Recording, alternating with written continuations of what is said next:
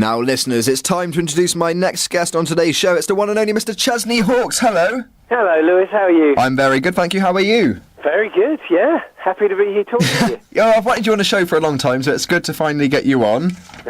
Now, you were kind of famous at the age I am now, so it's a very young age, but how did you kind of cope with that? Did you ever feel that you missed a big chunk of your teenage years? That's a good question.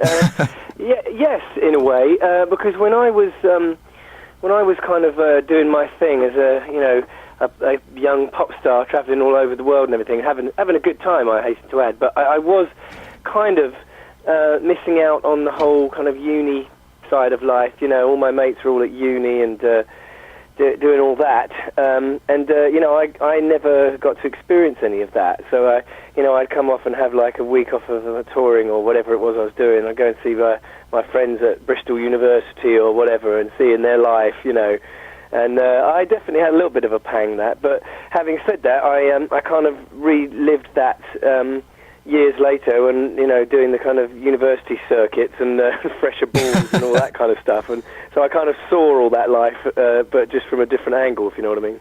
I mean, how did you deal with the hundreds and hundreds of female fans screaming you, pulling you off the stage? I mean, in documentaries, they show a lot of clips about you and the lifestyle. I mean, how did you deal with so many people screaming your name? Is it something you loved and you're like, oh yeah, I'm loving this? Or was it a bit, oh, well, I like my personal space? It's a bit of both, to be honest, Lewis, because I always wanted to be a musician, singer. It was something that I kind of came out doing, if you know what I mean. It was something from a very early age. So, to have that at the age of 19 felt like an amazing thing for me. So, and of course any teenager that's out on the road, doing that kind of stuff, it's kind of a bit of a dream, but of course there are downsides to it, stuff like you can't just pop down the pub and have a pint without getting hassled, and I couldn't go to the cinema, or just everyday stuff that you just miss out on. I remember I was still living at my parents' place at that point, and I was forever kind of leaving the house in the boot of my mum's car, just so I could avoid being recognised by the girls out the front and stuff like that, So it's a bit of both, I mean, I did love it. Don't get me wrong, but then there were certain privacy things that you had to kind of learn to live with. How did your family cope with that? Because obviously I imagine you would have fans outside your house, so was that something they just kind of accepted, or did they ever get a bit kind of cautious about that? Well, of course, my dad was a singer as well, and he was successful with a band called the Tremolos, and so he kind of had that his whole life as well, and was used to it, But it was a bit of a funny old time, because we did always have girls outside the gate where my parents lived.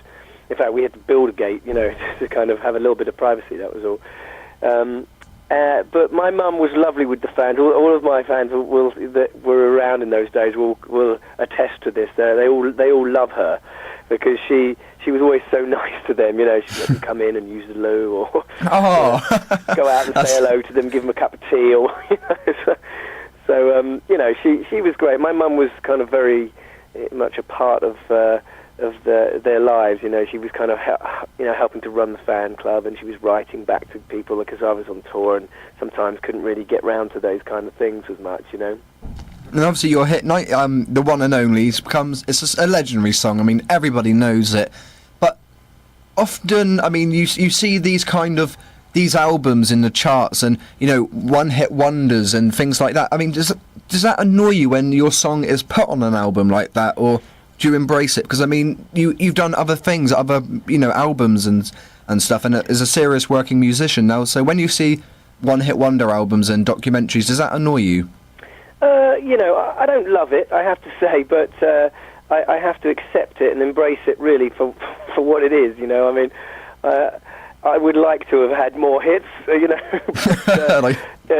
sometimes life life isn't quite what you expect it to be, and what you're planning, it doesn't really very often come true, and you have to kind of live in the now, but this is where I'm at, and obviously the one and only was by far the biggest record I ever put out, so I understand how people, in public, will kind of think of me in those terms, because that's the song I'm known for, and that, I do embrace it. I do. I obviously, there's a part of me that wishes that wasn't the case, because it does have a slight negative connotation to it. But and of course, I continue even now to put records out. And it's I have to kind of live with that, because that's where I am. If you know what I mean.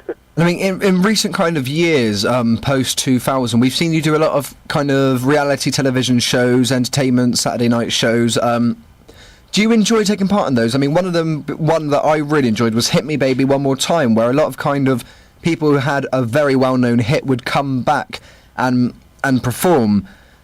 And you worked with a lot. Tony Hadley from Spandau Ballet was one. So did you enjoy being part of that programme? Because that was very huge, and that had a lot of good ratings. Yeah, no, I did enjoy that. I mean, the reason that I did that one was because you get to sing live, on a very high-profile, Saturday afternoon show, and obviously there's a lot of viewers, and I just, I think all of us that did it kind of did it for that reason, just because, just show that you can actually sing and whatever, and to show that you're still around, still doing it, It was, and it was an excuse to all get together, and that was a fun thing. And I mean, not only that, you've been in musicals as well. Now, what's the experience like being in a musical? Because that's something, you're performing that on stage, and that's slightly different to performing a hit on stage, I would imagine. Yeah, I know, absolutely. I actually really enjoy musical theatre. I think, in another life, that could have been a bit of a calling for me, to be honest. I actually think I was quite good at it. Because I get to kind of do my acting side of life as well, which was always a part of my life. The only thing about the musical theatre side of life is that you really have to spend a lot of time away from family, and I have 3 kids. The last kind of major musical that I did was for Bill Kenwright, and it was a show called Can't Smile Without You, based on the music of Barry Manilow.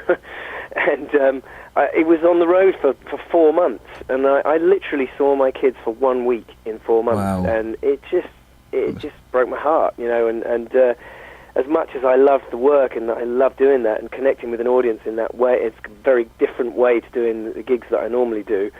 I really missed my family, Must be tough, but I mean, obviously, you were just saying that you played the part of Tony, and is it you fell in love with someone called Mandy?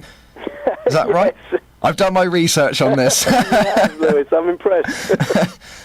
Obviously, going away on tours and you're away from your family, you've just said that does actually kind of affect you. You do miss them. So even when you were younger going on these tours, you must have missed your mother. Well, yes, but I mean that's different.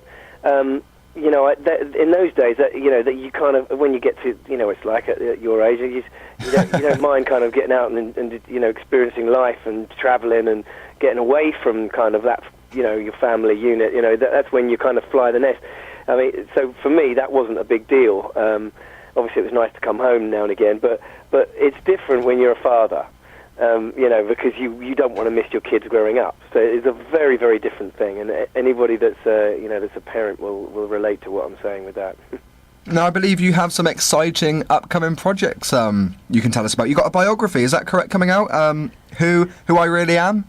Yes, well, that's kind of a tentative title. What do you think? Does that sound like a good? I like that. That's finally giving us the answer. Because you said you are the one and only, but we want to know why you're the one and only. Exactly. Well, I'm not sure if it's going to explain that fully, but I'll do my best. Yeah, I'm still working on that, though, Lewis. I have to say that's been a bit of a work in progress, but it's coming along. Put it that way. It's very, very difficult. Writing your own story, because one, you got to remember everything, which can be difficult when you're going back 20 odd years or whatever, and for two, it's like it's quite one part of it's quite cleansing and it helps you kind of like get through things. But the other side is like you got to dredge up all the kind of difficult times in your life and actually relive it. So it's an interesting project that's kind of I'm doing in my own time on my own terms. So watch this space. Will you be giving us secrets and crazy parties back in the 90s? Can we expect that? Yes, all of that is going to come out. Oh, for sure, yeah. Have you ever woken up in a skip with Boy George or something like that we didn't know about that you can put in your book? Have I woken up in a what with Boy George? In a skip or something after a drunken night? Has that ever happened? Well, I will say that I have had some good nights with Boy George. Well, hey, that was just a random guess. There's a revelation for you. There we go. So you're still making music, you're still loving, working in the industry, and I know you have a lot of loyal fans who absolutely love what you're doing. Oh, I'm forever humbled and honoured to have people turn up at my gigs and still stuck with me after all these years and still interested in what I'm doing. It's an amazing thing, and I would absolutely treasure that. So it's been absolutely a pleasure speaking to you. It's great that you're doing, still working on music, and we've got the single "Caught Up in Circles" that we're going to play. Okay, great.